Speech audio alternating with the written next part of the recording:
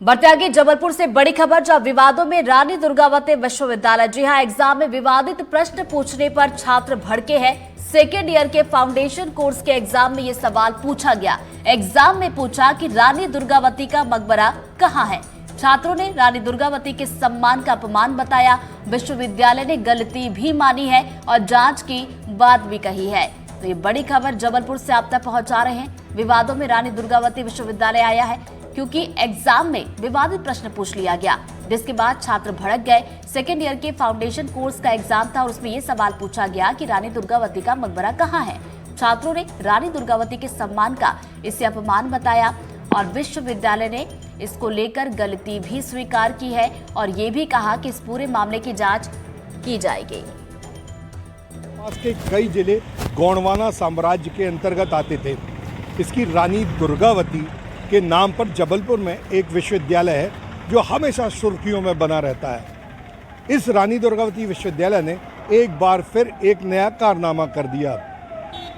BSc द्वितीय वर्ष के जो फाउंडेशन कोर्स हैं उसके एग्जाम में एक प्रश्न पूछा गया कि रानी दुर्गावती का मकबरा कहाँ है, जबकि रानी दुर्गावती की समाधि जबलपुर के नर्रई नाले के पास है। इस तरह इतिहासविदों का और जबलपुर के नागरिकों का कहना है कि रानी दुर्गावती विश्वविद्यालय ने यह गलती या तो जानबूझ के की है या फिर अगर अज्ञानता से हुई है तो इसकी सजा मिलनी चाहिए। परीक्षक नियंत्रक इसकी जांच करने की कह रहे हैं, लेकिन बड़े आश्चर्य की बात है कि जब पेपर सेट किया गया तो ये कैसे गलती हो गई कि रानी दुर्गावती की समाधि को मकबरा कह दिया गया। वीरेंद्र शर्मा के साथ संजीव चौधरी, एनडीटीवी के लिए।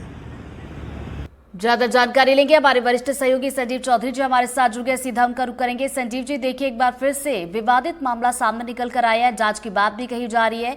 कौन से एंगल से जांच की जा रही है और कहां तक पहुंची है? अभी ये जो मामला है ये बड़ा आश्चर्यजनक मामला है कि इस तरह से मकबरा निकाल दिया गया है। लेकिन मध्य प्रदेश में अभी जो रानी दुर्गावती विश्वविद्यालय है ये हमेशा से चर्चा में बना रहा विश्वविद्यालय। तो एक बार फिर रानी दुर्गावती के साथ जिस नाम से ये विश्वविद्यालय है उसी में यदि गलती होती है तो मेरे को बड़ा आश्चर्य लगा कि ये कैसे हो गया। विश्वविद्यालय इसकी जांच के लिए एक आदेश दिए। इनका कहना है कि जांच की गई गलती इसकी जांच की जाएगी और इस जांच में जो भी दोषी पाया जाएगा उसे सजा दी जाएगी। लेकिन एनओसीआई का कहना है कि विश्वविद्यालय में प्रदर्शन करेंगे और जो ये गलती की गई है इसके लिए जो भी दोषी है उसे निलंबित करने की मांग करेगी, उसे दोषी को सजा दिलाने की।